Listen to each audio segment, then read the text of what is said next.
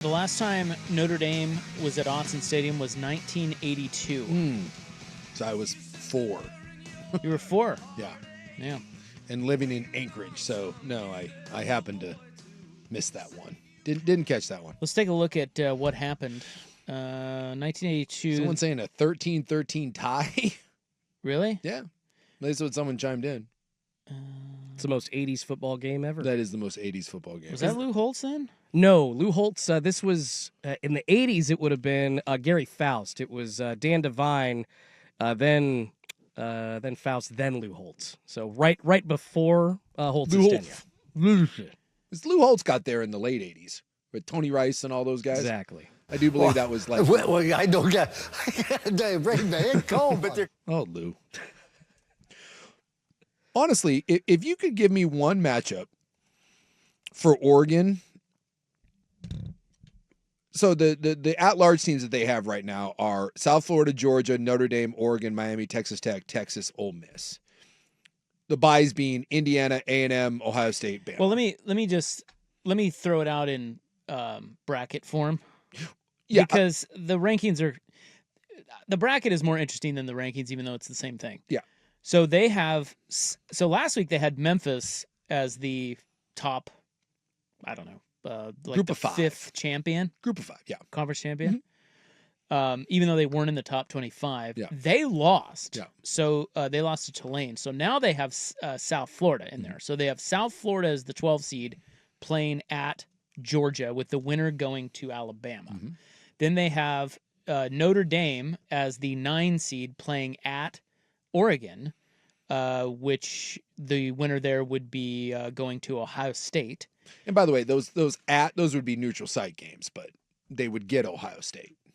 Yeah. Oh, right. Yeah, Yes. so they're right, not. Right. They the first round is the only. Yes, they would not be going to the shoe to play. This would be at a bowl game. Correct. But yes, they Miami, would get Ohio State. They have Miami as the ACC champ.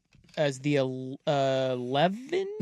You are correct. Playing Texas Tech, and the winner would play Texas A&M. That game would the Texas Tech Miami game would be in Lubbock, and then Ole Miss would host Texas with the winner getting Indiana. Yeah, and I'm saying for Oregon, if I were to take any of the at-large teams, because obviously you can't play Bama, Ohio State, A&M, Indiana, the one I would want to see the most is Notre Dame.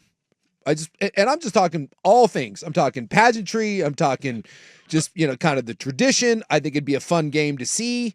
I'm not saying that would be the easiest game.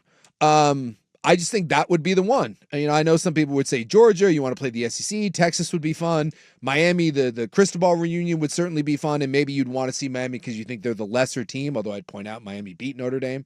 I would want to see that. I think Oregon, Notre Dame at Autzen Stadium would be amazing. I think that would be a game that I would absolutely be fired up for. If you look at the bracket this week, there's like Texas is in there now.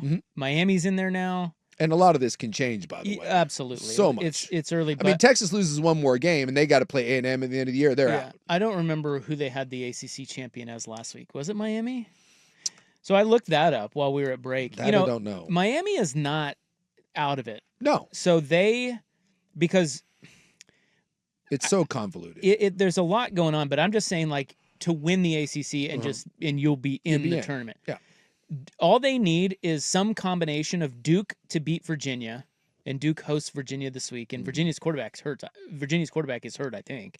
Miami, they have to beat Pitt if they want any chance to win the ACC. They have to beat Pitt. They have to win that game. Then they need SMU to lose to either Cal or Louisville, and they need Georgia Tech to lose to either Pitt or Boston College. And by the way, they don't need all of that. They need a combination of that so that they're left as a 2-loss team. Then it would be tiebreakers and all that. So when you look at this in the bracket and they have Miami in there, this isn't them saying they think Miami is going to go. It's just Miami is the highest ranked SEC or the ACC team right now. But that Miami may not even play for the ACC championship. They need help. They need help to play for the ACC championship. But they do have. It is interesting. Like right now, they only have one ACC team and one Big 12 team in. Yep. So Miami's the only one in Texas Tech. The first 2 teams out, they have Oklahoma and BYU as the first and second team that are out. You know what? Last week they didn't even have an ACC team in the. They had that scenario last week where the ACC champ didn't get in. Yes. Because they had last week, I was looking at it here, they had 6 SEC, Mm-hmm. 3 Big 10, 2 Big 12. Remember, BYU and Tech were in, and then Notre Dame. This week, BYU's out and Miami jumped in. Yeah.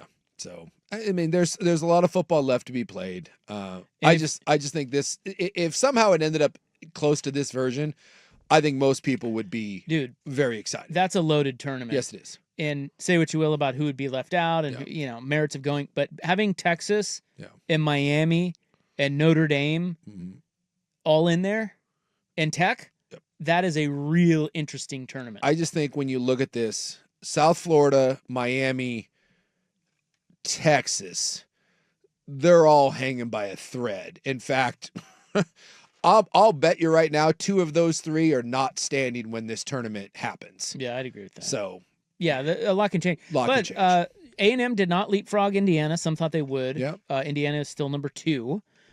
So that could change if Texas A&M keeps playing the way they are playing. They would then host the winner of Texas Ole Miss. Yeah. And a lot of that may come down to, both of those schools, if they end up playing for their conference title, who wins, who loses. One could be the 2, one could be the 3 based on that. But can I give you this final 8, Elite 8, as it's called in basketball? Let's do it. Georgia, Alabama, Oregon, Ohio State, Texas A&M, Texas, and I don't know, take your pick. Texas Tech, Indiana? Yeah. Dude? Yeah. Are you kidding me? And the Texas Tech Indiana one is not the traditional matchup the other ones. Good but game, though. But tell me you wouldn't like to see that Indiana offense try to block and deal with that Texas Tech front. But Georgia, Bama, and Texas A&M? Well, and Ohio State, Oregon. Look, if you're Oregon, I'm not sure you're thrilled about seeing. Maybe you are thrilled. Maybe you're like, good, we get some redemption. But if you're talking about the path, I'm not sure I'd want to play Ohio State sooner than later. But no, but you know what? You got to face them sometime. Just like we said last year, you got to play them at some point. So you just and that's quit bitching about it and get out there and lace them up, you little bitch. Let's go. And that's one of the things I really like about Lanning. The man will make 0 excuses. You took an old-fashioned ass whipping last year, and people tried to bring up the layoff, and he was like, whatever, I'm not doing that. They asked him at the halftime of the Iowa game about the weather and how ugly the offense was, and what did he say? He goes, this is great. I love playing in the rain. Let's go. I do like very much that he has that. I have never once heard that man make an excuse for anything. And in a world full of whiny bitches, it is nice to have sometimes a psycho, a Zen ripping psycho that just doesn't care. And lace him up, you little bitch. Let's go. I think that might be his mantra. There it is. Yeah. You freaking bitch. Freaking punch it, bitch.